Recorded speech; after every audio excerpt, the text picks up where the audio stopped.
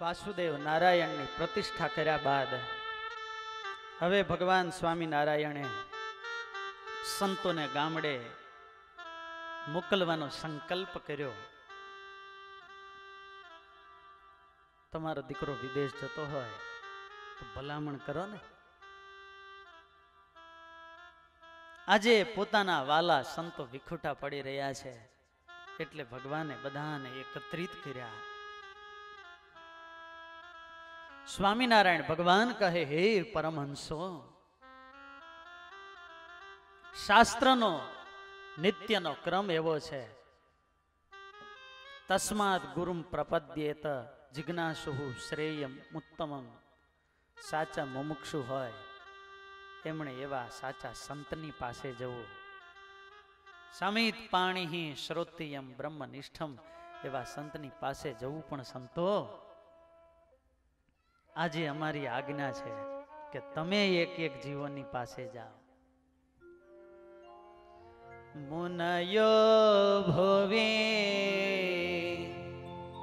બોધાય નરાણામ યાતયો થશઃ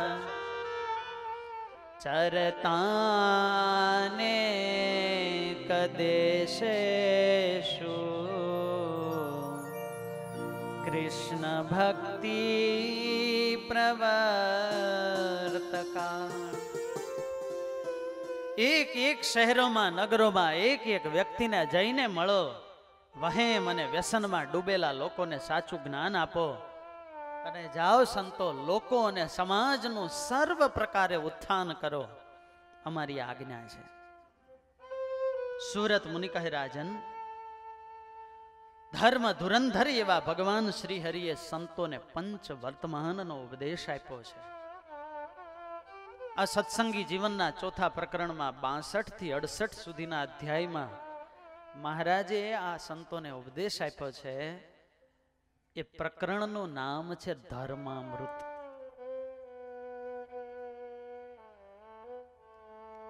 સ્વામિનારાયણ સંપ્રદાયના આશ્રિત માત્ર આચાર્ય હોય, સાધુ હોય કે સત્સંગી, બધાને માટે જીવન દોરી રૂપ ગ્રંથ હોય તો એ છે શિક્ષાપત્રી. અને એમ અમારે માત્ર સંતો માટે, સંતોના વર્તમાન માટે એક સ્પેશિયલ ગ્રંથ હોય ને તો એ છે આ ધર્મામૃત. સાધુના શું ધર્મ છે એ આ ધર્મામૃતની અંદર મહારાજે કહ્યા છે. સ્વામિનારાયણ ભગવાનના પરમહંસો હતા ને, એને સમાજની વચ્ચે રહેવાનું હતું. સમાજની વચ્ચે રહીને પોતાના ધર્મનું પાલન કરવું એ બહુ અઘરું છે. આમ તો 4 પ્રકારના પરમહંસ છે: કુટીચક, બહુદક, હંસ અને પરમહંસ. કુટીચક નામના જે સંત હોય એ નિર્જન વનની અંદર, જ્યાં ક્યારેય કોઈ મનુષ્યનો પ્રવેશ ન હોય ને એવા સ્થાનની અંદર રહેતા હોય, 100% વસ્તીથી દૂર. ત્યાં કુટીર બાંધીને રહેતા હોય એને કહેવાય કુટીચક. બીજા સંત છે બહુદક. એ સંત વનની અંદર રહેતા હોય પણ એની સાધના ત્યાં રહીને કરે. રાજાઓ, શિષ્યો ત્યાં જો એની પાસે આવે તો એને ભગવાનનો જીવનનો ઉપદેશ આપે અને બાકી પોતાની સાધના પરાયણ રહે. પોતાનું વાતાવરણ છોડીને ક્યાંય ન જાય પણ સમાજનો યોગ તો રાખે. એને કહેવાય બહુદક. ત્રીજા છે એ હંસ. હંસ છે એ પાણીની અંદર રહે છતાંય નિર્લેપ રહે. હંસ નામના જે સંત છે એ રહે જંગલની અંદર, સમાજથી દૂર રહે પણ પોતાના કાર્ય નિમિત્તે વસ્તીની અંદર આવે અને વળી પાછા કાર્ય પૂર્ણ થાય એટલે પોતાના સ્થાને જાય. અને ચોથા છે પરમહંસ. હર્યા ભર્યા સંસારની અંદર રહે, સંસારની વચ્ચે રહે છતાંય જળ કમળવત સ્થિતિમાં સંસારની વચ્ચે, સંસારીઓની વચ્ચે રહે, પોતાના નિયમ ધર્મનો ત્યાગ ન કરે. આને કહેવાય પરમહંસ. સ્વામિનારાયણ ભગવાને પરમહંસ બનાવેલા. સમાજથી દૂર રહેવાનો ભગવાનનો કોઈ આશય નથી. સમાજની વચ્ચે રહે તો જ સમાજની વાસ્તવિક પરિસ્થિતિને જાણી શકે. વ્યક્તિ ક્યાં સુધી જીવન જીવે છે એનો એને ખ્યાલ હોય અને તો જ વ્યક્તિનો મૂળમાંથી ઉત્થાન કરી શકે. અને એટલા માટે સ્વામિનારાયણ ભગવાને પોતાના સંતોને સમાજની વચ્ચે રાખ્યા. પણ સમાજની વચ્ચે રહેવું એટલે કલુષિત વાતાવરણમાં ભોગમય ભૂમિકામાં રહેવું. એના માટે સાવધાનીની બહુ જરૂર પડે. કુટીચક, બહુદક અને હંસ એને જીવનમાં અધ્યાત્મ માર્ગે એટલા વિઘ્નો નથી જેટલા પરમહંસને છે. અને એટલા માટે પૂર્ણ કલ્યાણકારિતા એની જળવાઈ રહે. સંતના યોગ્ય કરીને પણ જીવોના કલ્યાણ થાય આવું સામર્થ્ય એની અંદર જો ટકાવી રાખવું હોય તો નિયમ ધર્મની વાડ મજબૂત હોવી બહુ જરૂરી છે. આખી વાડ તમે ખેતર ફરતે મજબૂત બાંધી હોય પણ એક જગ્યાએ છીંડું પડી જાય તો પ્રેમ સે બોલો જય સ્વામિનારાયણ.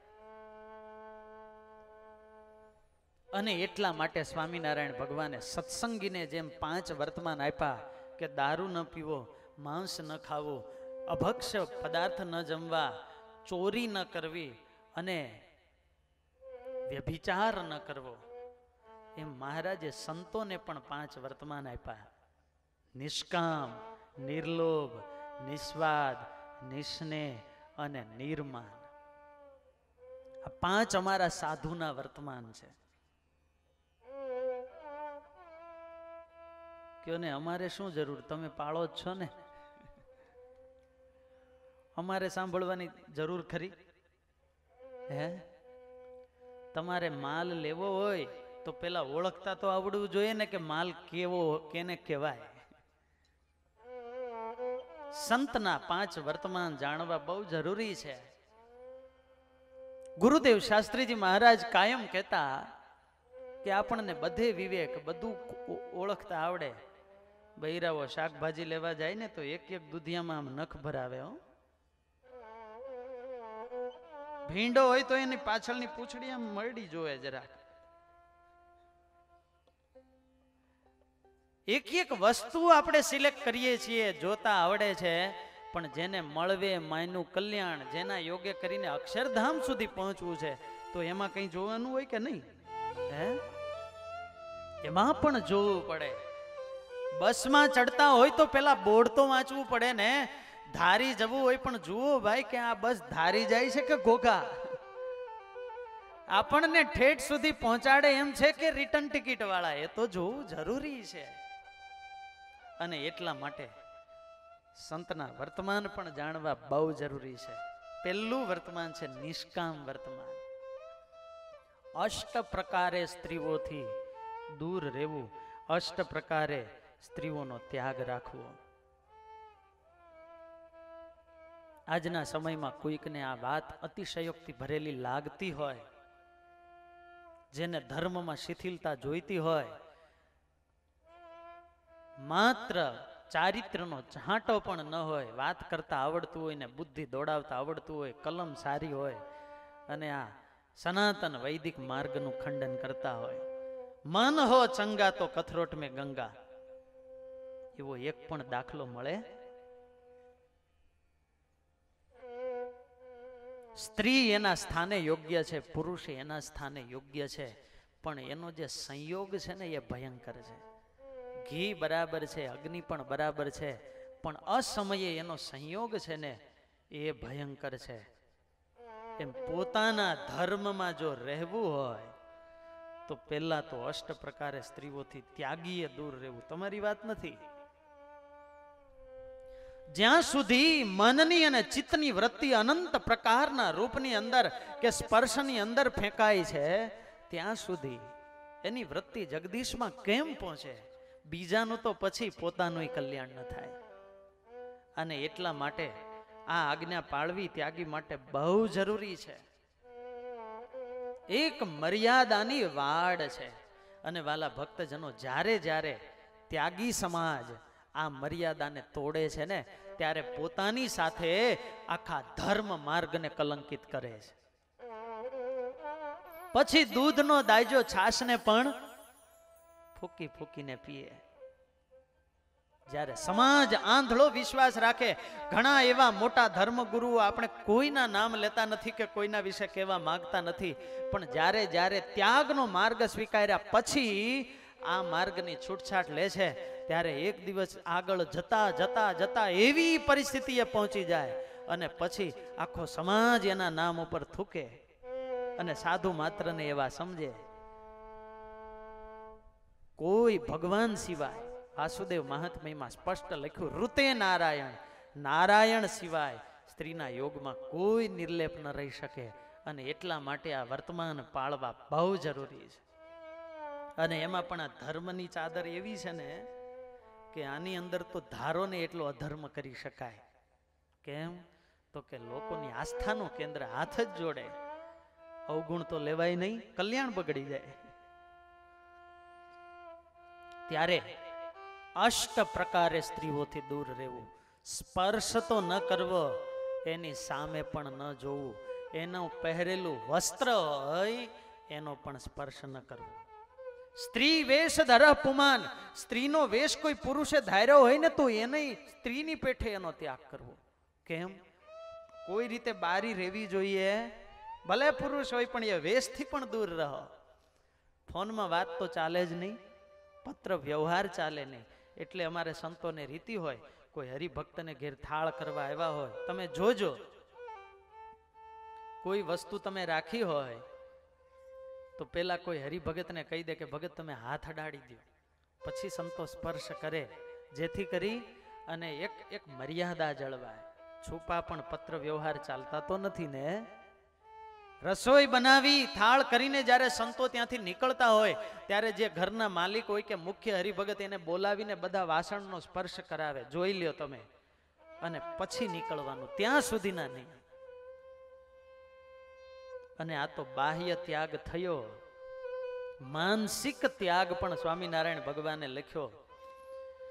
સંકલ્પ સ્વપ્ન ઉપવાસ તે તો કરે જાણી મને પાસ. હરિવરને રાજી કરવા માટે જે સંત ઝંખે છે, રાત્રે સૂતા હોય પૂર્વ સંસ્કારના યોગે કરીને પણ અંતરમાં રાત્રે સ્ત્રીનું સ્વપ્ન આવી જાય તો સવારે ઉઠી ભગવાનને અંતર્યામીને સાક્ષી માની નાઈ ધોઈને ઉપવાસ કરે આખો દિવસ. ત્યારે અષ્ટ પ્રકારે મનથી પણ ત્યાગ રાખવો.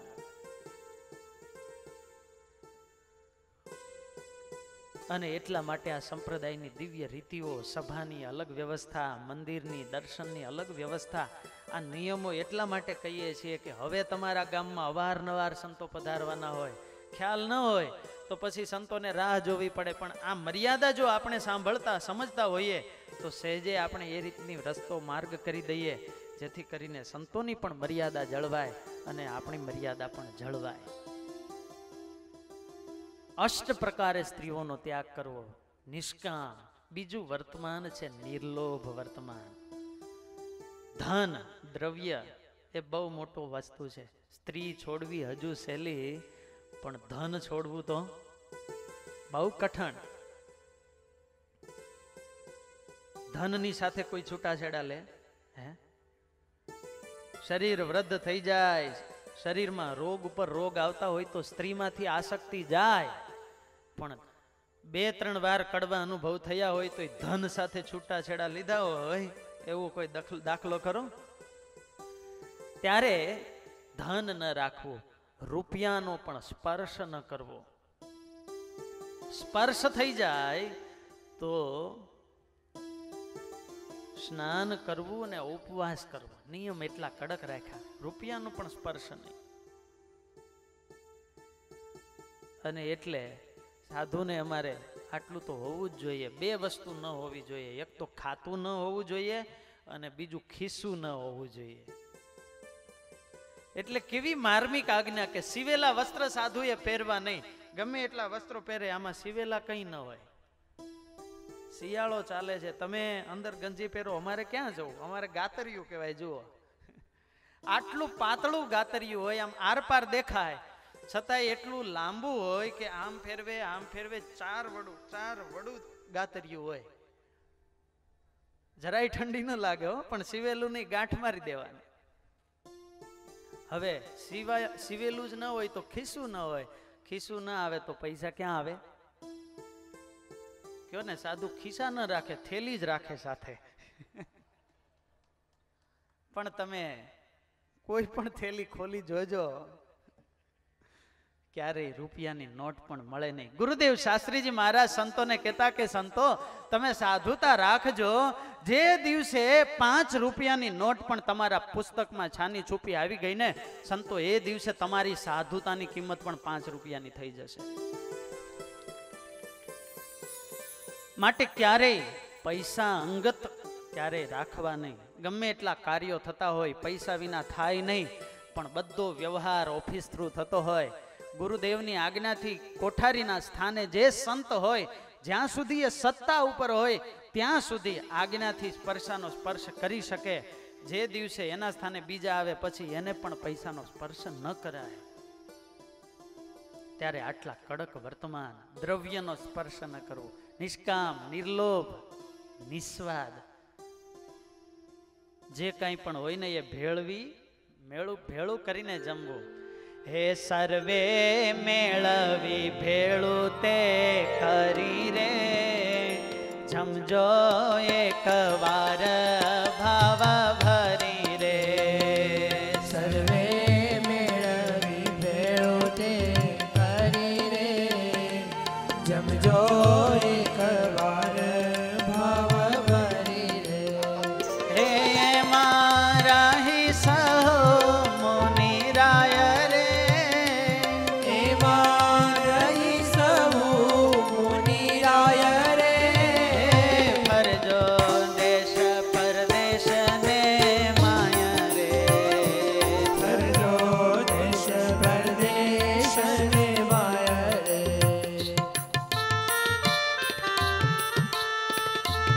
અધ્યાત્મ માર્ગે ચાલે એને મોટામાં મોટો શત્રુ રસાસ્વાદ છે.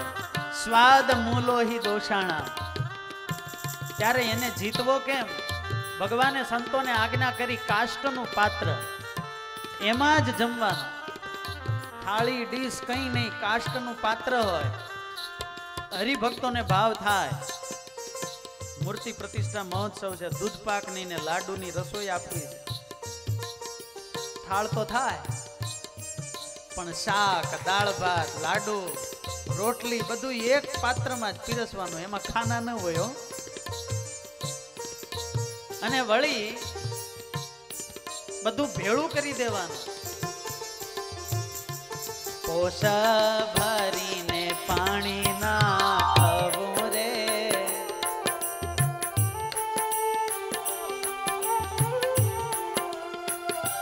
પોષ ભરીને પાણી નાખવું રે, અમૃત સરી ખાયા ન મારે. પોષ ભરીને પાણી નાખવું રે, અમૃત સરી ખાયા ન મારે. લાડુ, શાક, દૂધ પાક બધું અમૃત જેવું હોય ને, એને ભેળવવાનું અને પછી શું કરવાનું? આને પોષ કહેવાય. લાકડાની તુંબડી અમારો ગ્લાસ, અને એમાંથી પોષ ભરીને પાણી પેલા નાખવાનું, એટલે સ્વાદ માપે થઈ જાય. અને પછી ભગવાનને સંભાળીને પ્રેમથી બોલો જય સ્વામિનારાયણ. સમૂહની અંદર જે બનતું હોય એ જ ભોજન. વાલા ભક્તો, પૂજ્ય ગુરુ મહારાજ હોય કે કોઈ પણ મોટા સંત પણ પંક્તિમાં પીરસાય, રસોડામાં પત્તર લઈને બેસે ને પીરસાય, ત્યારે ખબર પડે કે આજે આ શાક બન્યું છે, મને આ ભાવે ને આ ન ભાવે, આજે આ બનાવજો, આ એવી વાત જ ન આવે.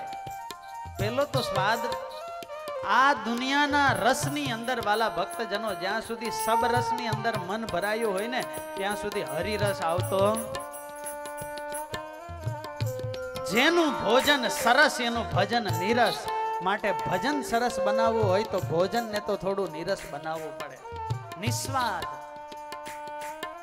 નિર્માન, કોઈ ગમે એવું અપમાન કરે, તિરસ્કાર કરે તો પણ સહન કરવું. અને પાંચમું, નિસ્નેહ વર્તમાન, જન્મ થયો હોય એ ગામમાં જીવન પર્યંત પગ ન મૂકવો, દેહના સગા સંબંધીને એનો ત્યાગ કરવો. 5 નહીં પણ આખું વિશ્વ મારો પરિવાર છે એમ બધાની સાથે વર્તવું. વાલા ભક્તજનો, આ નાના પરિવાર છોડે તો જુઓ તમે બધાય અમારા સગા થઈ ગયા હો. ત્યારે મહારાજે સંતોને આજ્ઞા કરી કે સંતો, રેજો પંચવ્રત પ્રમાણ રે, ધારી વિચારી સહુ સો જાણ રે. હે પંચવ્રત છે સહુ ને પાર રે, નથી એથી બીજો કાંઈ બાર રે. બસ સંતો, અમારી આ માનેલી આજ્ઞાની અંદર તમે રહેશો તો આ દુનિયામાં તમને કોઈ નહીં પહોંચે. 7 વર્ષ સુધી સારાએ ભારતની યાત્રા કરેલી, અનેક ધર્મ સ્થાનોમાં ફરેલા, અને એ વખતે મહારાજે તમામ ધર્મોનો તલસ્પર્શી અભ્યાસ કરેલો.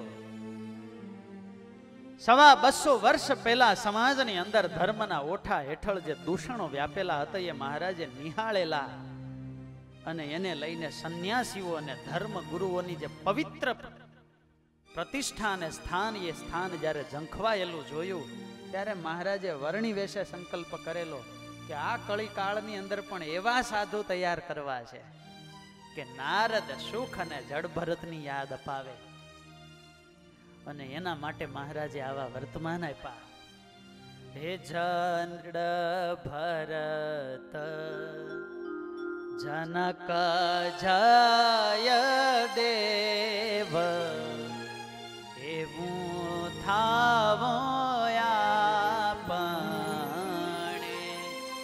હે ત્યારે કરતા અસંતની સેવા, વાત કહો કે બાણે. એવા ઊંચા સ્થાન સુધી પહોંચવું હોય, માયાથી પર જવું હોય તો માયાથી પર જેની દ્રષ્ટિ થઈ હોય એવા સંતની સાથે જીવ જોડવો.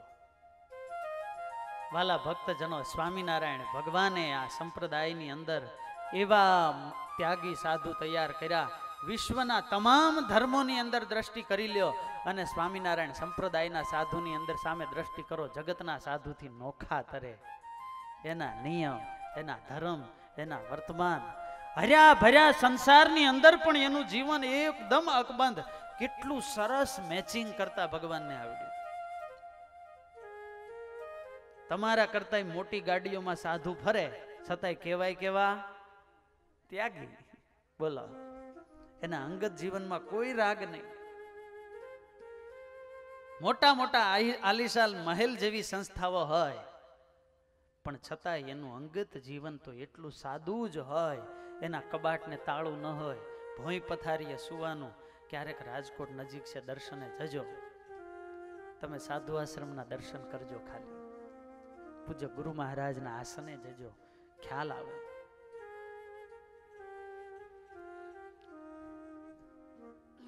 ગુરુદેવ શાસ્ત્રીજી મહારાજની વાત કરીએ તો વાલા ભક્તજનો, મહારાજે આવા સાધુ તૈયાર કર્યા. એમાંય ગુરુદેવ શાસ્ત્રીજી મહારાજે તો એક સોનામાં સુગંધ ભેળવી હોય, અને એટલા માટે તો અમદાવાદમાં મહોત્સવ હતો ને તેજેન્દ્ર પ્રસાદજી મહારાજ બોલેલા કે શાસ્ત્રીજીએ આ સંપ્રદાયની ખૂબ સેવા કરી. આધ્યાત્મિક ક્ષેત્રે, સામાજિક ક્ષેત્રે આ સંપ્રદાયને આખો નવો માર્ગ દેખાડ્યો. અનેક કલ્યાણના આયોજનો સ્વામિનારાયણ ભગવાન પછી આટલા વિરાટ પાયે આપ્યા. એ તો એની મોટી સેવા છે. પણ આ સંપ્રદાયની સૌથી મોટી સેવા હોય તો સ્ત્રી ધનના સાચા ત્યાગી એવા 75 સાધુ તૈયાર કર્યા ને, એ મોટામાં મોટી સેવા. અને આપણા વડીલ સંતોના જીવન પણ આજે એટલા પવિત્ર છે ને, ત્યારે વાલા ભક્તજનો, આજે હજુ ત્રીજી પેઢીએ પણ આપણને આ બધું અકબંધ દેખાય છે. બહુ અઘરી વાત છે. સિંહનો પંજો હોય ને, એના એક પંજામાં 3 ટનનો ધક્કો હોય. ગમે એવી મોટી ભેંસ હોય ને તો પણ એને નીચે પાડી દે. એમાં આવા મહાપુરુષના ધક્કો જ એટલો મોટો. સ્વામી કહેતા કે 3 પેઢી સુધી તો વાંધો નહીં આવે, આજે હજુ એવું લાગે તો છે હો.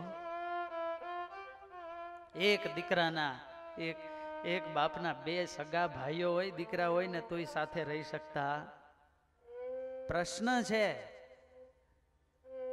આજે ધીરુભાઈ અંબાણીની પાછળ કોકિલાબેનને ભાગવતની કથા રમેશભાઈ ઓઝા પાસે કરાવવી છે, પણ એને સંકલ્પ છે કે આ મુકેશ ને અનિલભાઈ ભેગા મળે ને તો કરાવવું. આખા ભારતમાં ન થયો એવી કરાવી છે, પણ હજુ મેળ પડ્યો.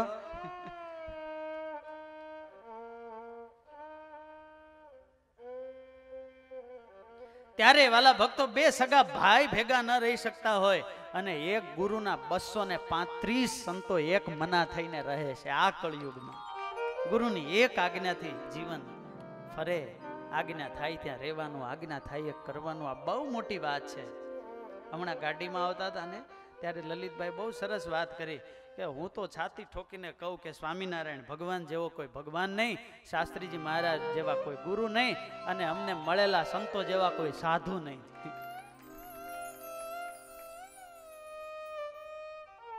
જ્યાં જીવનમાં મન માને ને સાચા સંત કોઈ આગ્રહ નથી કરતા, પણ આપણું દિલ જ્યાં ઠેરાય ને. આ સંપ્રદાય તો બહુ વૈભવશાળી સંપ્રદાય છે. અનેક ધર્મગુરુઓ સંતો છે, મહાપુરુષો છે.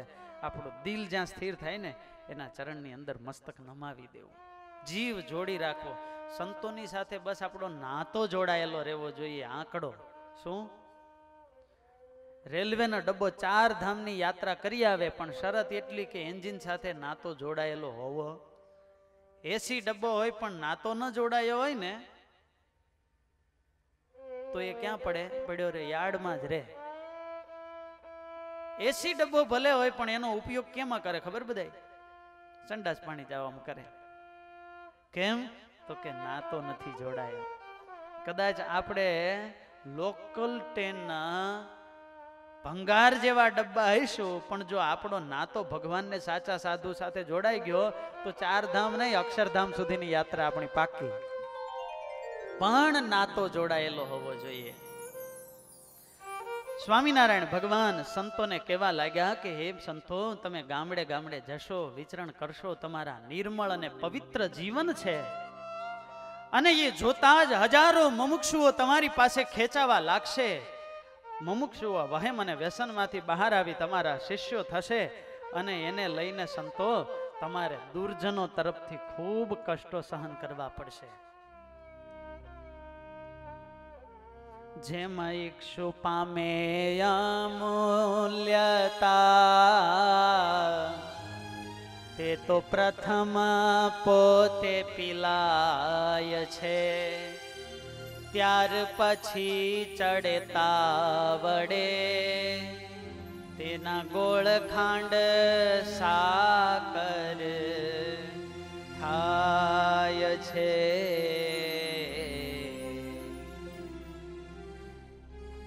શેરડી અમૂલ્યતાના પદને પામે, સાકર બની જાય, પણ પેલા તો એને સિચોડાની અંદર પીલાવવું પડે, એનો રસ નીકળી જાય, પીલાઈ જવું પડે. પછી તો કે કડાયાની અંદર એને ઉકળવું પડે. આટલી ગરમી સહન કરે ત્યારે એમાંથી ગોળ, ખાંડ ને સાકર બને. એમ જીવનની અંદર જેને મોટું કાર્ય કરવું હોય તો એ દરેકે જીવનમાં બલિદાન આપવું પડે, કષ્ટો સહન કરવા પડે. સ્વામિનારાયણ ભગવાન કહે છે, સંતો તમારે દુર્જનો તરફથી ખૂબ કષ્ટો સહન કરવા પડશે. ઈદૃશેર દુર્જને ક્વાપી કૃતેપી વા ઉપદ્રવે સહનમ તસ્ય કર્તવ્યમ નતુ ક્રોધ કદાચન. સંતો તમે ક્ષમાશીલ સ્વભાવ વાળા થજો.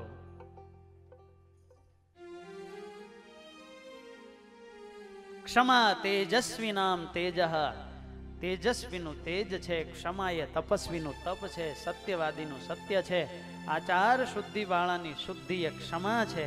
અર્થાત આ બધા ગુણો જેના જીવનમાં ક્ષમા હોય ને એમાં જ શોભે. જીવનમાં એ જ વ્યક્તિ કંઈક સમર્પણ કરી શકે જે જતું કરતા શીખ્યો હોય, બીજાના દોષને પીતા શીખ્યો હોય, બીજાના અવગુણ અને અભાવને સ્વીકારતા શીખ્યો હોય ને એ જ વડીલ કે એ જ આગેવાન ઘરને અને પરિવારને એક રાખી શકે. લીડરમાં આ ગુણ તો હોવો જ જોઈએ. બીજું ન હોય ને તો ચાલે, પણ પેટ ભરીને પીતા તો આવડવું જોઈએ. મરી જવું હોય ને તો થોડું ઝેર પીએ તો ચાલે, પણ જેને જાજુ જીવવું હોય, જાજુ હકાવવું હોય ને એને ઘડા ને ઘડા ઝેર પીવું પડે છે. કોઈએ ભૂલ કરી, ન કરવા જેવું વર્તન કર્યું અને એ જ વખતે મુખ્ય વ્યક્તિ જો ક્રોધિત બની જાય, ન બોલવા જેવા શબ્દ બોલી જાય અથવા એની વાસ્તવિક પરિસ્થિતિને ઉઘાડી પાડી દે, દરેક વ્યક્તિને સમાન છે, પછી એ તમારા ધાર્યામાં ન રહે. માટે મેનેજમેન્ટની કળા જ સહન કરવામાં છે. જો સહન કરી શકીએ, એના અવગુણ પી શકીએ તો એના દિલમાં પણ ભાવ થાય, તો જ જોડાઈને રહે. અરે સામેવાળા વ્યક્તિએ ભૂલ કરી હોય, જાણતા હોય ને છતાંય સહન કરી લ્યો તો એક તો એને ભૂલની આત્મગ્લાનિ થતી હોય, વળી આપણે સહન કરીએ તો એને એમ થાય કે ના અમારી ભૂલ સ્વીકારી લીધી. એનામાં કંઈક પરિવર્તનની શક્યતાઓ અંદરથી જાગે. વાલા ભક્તજનો, પ્રત્યેક ભૂલ ઉપર વિચારણા થતી હોય, નાની નાની વાતો ઉપર ચર્ચા વિચારણા અને નિર્ણયો થતા હોય ને એ ઘર નહીં, હું તો કવિએ અદાલત કહેવાય. કારણ કે નિર્ણય બધા ક્યાં થાય? અદાલતની અંદર થાય. ઘરની અંદર તો પ્રેમનું વાતાવરણ હોય, એકબીજાનું સહન કરવાનું વાતાવરણ હોય. ન્યાય ભલે અદાલતની અંદર શોભતો હોય, પણ ઘરમાં તો પ્રેમ જ શોભે. ઘર તો સમાધાનથી જ શોભે, ઘર સંપથી જ શોભે, ઘર તો ક્ષમાથી જ શોભે. ન્યાય કરવા જઈએ, સાચા ખોટાની વિકતી કરવા જઈએ, પણ ન્યાયનો માર્ગ જ એવો છે. અદાલતની અંદર જ્યારે એકની આંખમાં આંસુડા પડે ને ત્યારે જ બીજાના ગાલ ઉપર હાસ્ય ઝળકતું હોય છે. એક ગુમાવે ત્યારે જ બીજાને મળતું હોય છે. ઘરની અંદર કોઈને ગુમાવવાનું કે કોઈને મેળવવાનું હોતું નથી, બધા સમાન હોય છે. અને એટલા માટે ત્યાં તો પ્રેમનું શસ્ત્ર જ ચાલે. રાષ્ટ્રમાં કેમ રહેવું, રાજ્યમાં કેમ રહેવું, સમાજ શહેરમાં કેમ રહેવું, એના બધા નિયમો ઘડાયા છે.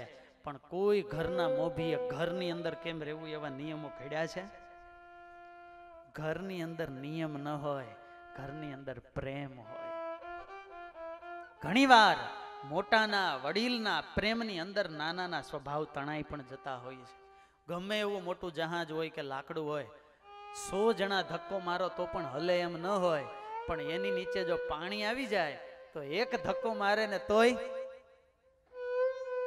એમાં આપણો પ્રેમ અને વાત્સલ્યનો પ્રવાહ ચારે બાજુથી એટલો હોવો જોઈએ ના કે એને કવર કરી લે, અને તો એની જીવનની અંદર પણ પરિવર્તન થાય. સ્વામિનારાયણ ભગવાન કહે છે કે સંતો તમે ક્ષમા રાખજો.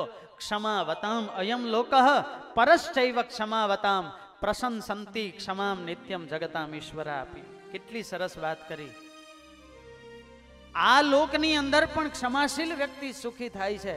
પરશ્ચૈવ, અરે ધામની અંદર સ્વર્ગાદિક લોકમાં પણ ક્ષમાશીલ હોય ને એ જ સુખી થાય છે.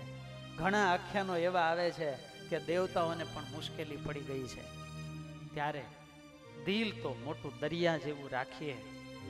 સંતો તમારે ખૂબ કષ્ટો સહન કરવા પડશે, વિમુખ જીવો તમને મારશે, પણ સંતો તમારે તો કેવળ ક્ષમા રાખવાની છે.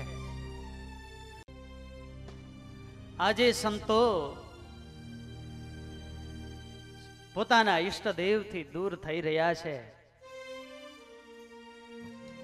દિલ તો છોડવા માટે તૈયાર નથી, પણ આજ્ઞા કરતા અનુવૃત્તિ બહુ મોટી વાત છે. આ દુનિયાની અંદર સૌથી મોટું બંધન હોય ને તો એ પ્રેમનું બંધન છે. અવ્યક્ત છતાંય એ બંધનને તોડવું એ પ્રિયતમ માટે અઘરું હોય છે. અને પ્રેમીનું પ્રથમ લક્ષણ પ્રિયતમની મરજી લોપે નહીં. આજે સંતો પૂજાની જોડી ખડિયા લઈ અને મહારાજને નીકળતી વખતે અંતિમ પ્રાર્થના કરે છે. હાથ જોડેલા છે, આંખોમાં આંસુડા છે, ગદગદ ભાવથી મહારાજને કહે, હે પ્રભુ,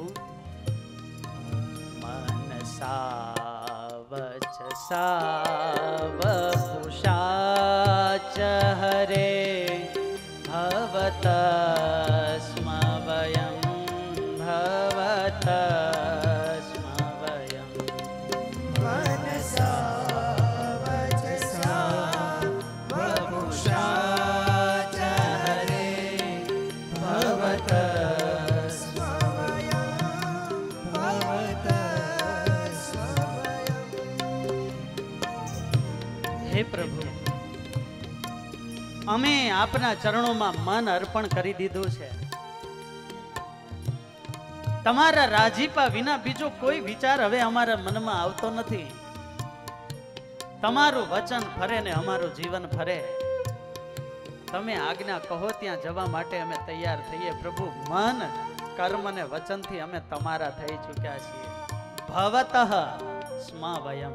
પ્રભુ, અમે તમારા છીએ. ભગવાનના થવું ને એ બહુ મોટી વાત છે. મહારાજનને જે ભગવાનનો થાય ને, ભગવાન એનું ધ્યાન રાખે. જેવા છીએ પણ પ્રભુ અમે તમારા છીએ, માટે અમારું ધ્યાન રાખજો. આજ્ઞાએ કરીને જ્યારે કોઈ શિષ્ય સદગુરુને છોડીને દૂર જાય છે, દેશ દેશાંતરમાં જાય છે, અનંત વિષમતાઓ એના માર્ગમાં આવતી હોય છે, પણ મન કર્મ અને વચનથી જો સદગુરુના ચરણમાં એણે પોતાના મનને નિમગ્ન કરી રાખ્યું હોય, ભગવાનમાં ચિત્ત જોડી રાખ્યું હોય, દેશ વિદેશે જ્યાં જ્યાં રહીએ વિનતી એ જ અમારી, ભક્તિ શક્તિ મુક્તિ દેજો સેવક સર્વ પુકારે. અને એના માટે તો ઠાકોરજી લખે વચનામૃતમાં કે મૂર્તિ એની ભેળી આવે. પ્રભુ, મન કર્મ વચને અમે તમારા છીએ. ત્વદ્રુતેન પરાગતિરસ્તિ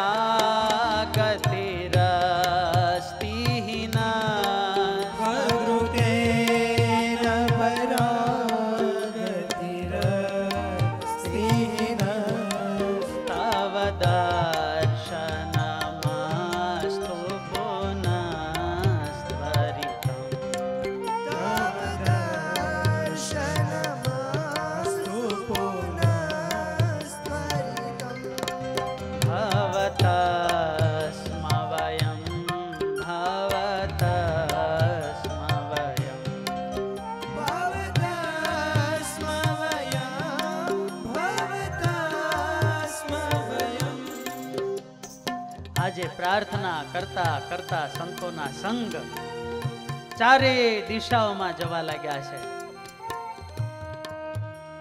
નિર્મળ સંતોનો ભાવ જોઈ અને આજે સર્વેશ્વર એવા નારાયણની આંખોમાં પણ આંસુડા આવી ગયા છે.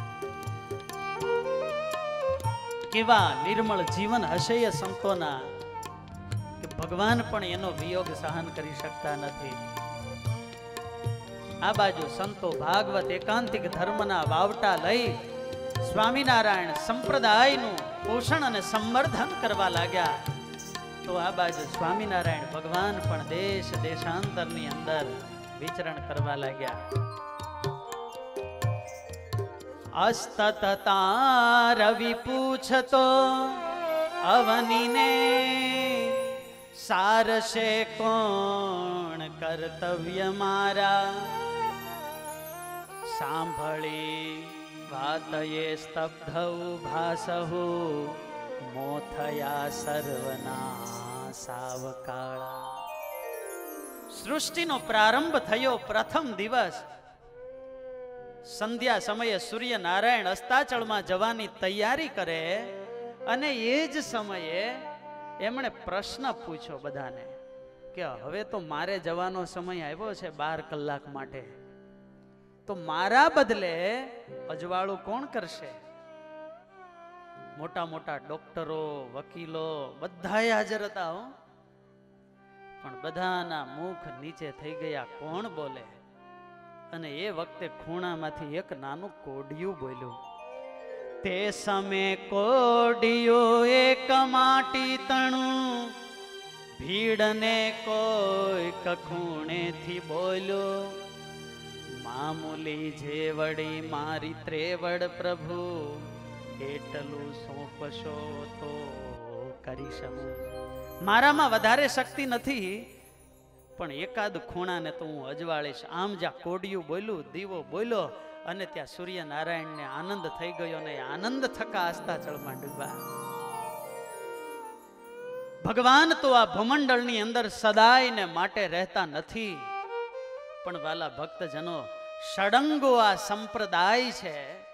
દેવ, મંદિર, આચાર્ય, શાસ્ત્ર, સાધુ અને સત્સંગી, આ 6 સ્વરૂપે મહારાજ કાયમ ને માટે રહે છે.